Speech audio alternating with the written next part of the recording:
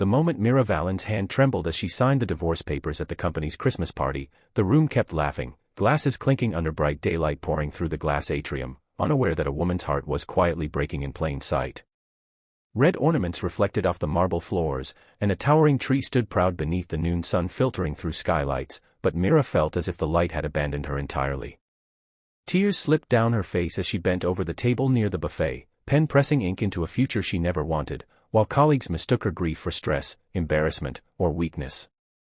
No one knew that the woman in the modest blue dress, standing alone under cheerful decorations, was tied to a fortune so vast it could silence the entire room with a single signature. If you believe in kindness, second chances, and unseen strength, take a moment right now to like, comment, share, and subscribe to the channel Good Soul, because stories like this remind us that you never truly know what someone is carrying inside. Mira had arrived early that day, sunlight warming the city streets as she walked toward the headquarters where she worked as an administrative coordinator. She had always preferred mornings, when the world felt honest and unguarded, before expectations piled up. Her marriage to Rowan Hale had begun with the same soft promise, years ago, before wealth complicated love. Rowan was the quiet heir to an industrial empire, a billionaire by inheritance who had wanted a normal life so badly that he hid his name, his money, and eventually his heart. Mira had loved him for his gentleness, for the way he noticed small things, for how he listened. But secrecy has a way of corroding even the strongest bonds. When she discovered the truth by accident, not confession, the betrayal felt heavier than the money ever could. The months that followed were a slow erosion. Rowan believed money could fix the silence between them, but Mira needed honesty, not luxury. She left the mansion and returned to a small apartment filled with daylight and second-hand furniture, choosing dignity over comfort. She kept working, kept smiling, kept showing up, even as the divorce process dragged on. The Christmas party had been scheduled weeks earlier, and she hadn't known Rowan would choose that exact day to finalize everything. Yet there he was, papers delivered by courier, his absence louder than any argument they'd ever had. As Mira signed, her thoughts wandered to the person she had become. She remembered skipping lunches to help co-workers, staying late to finish tasks no one noticed, and walking home under the bright afternoon sky reminding herself that self-worth was not measured by rings or bank accounts. The challenge wasn't poverty or loss, but invisibility. People saw her as ordinary, fragile, replaceable.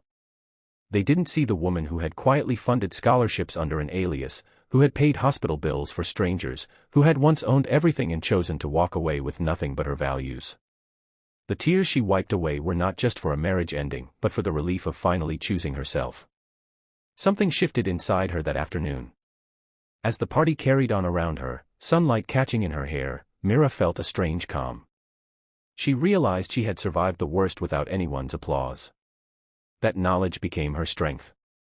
In the weeks that followed, Mira resigned from her job, not in bitterness, but with gratitude.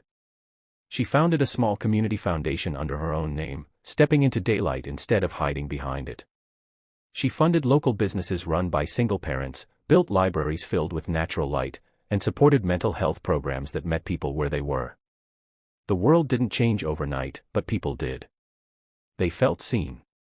The truth about her wealth eventually surfaced, as truths always do, but by then it didn't matter. Mira was no longer defined by what she had lost or hidden. She was defined by what she chose to give. Rowan watched from a distance as her work blossomed, understanding too late that love starves without trust. Mira forgave him quietly, not for reconciliation, but for her own peace. On another bright day, months later, Mira walked past the same building where the Christmas party had been held. Sunlight filled the atrium again, decorations gone, floors gleaming. She paused, breathing deeply, no tears this time. She had signed away a marriage that day, but she had also signed herself back into her own life. If this story touched your heart, if it reminded you that quiet strength and kindness still matter, please take a moment now to like, comment, and share this video so more people can feel this message. Before the ending, a special request from us: comment the word light if you believe even the darkest moments can lead us back to ourselves. Mira's story is not about wealth or loss, but about choosing truth in the daylight, even when it costs everything. And sometimes, that choice becomes the richest gift of all.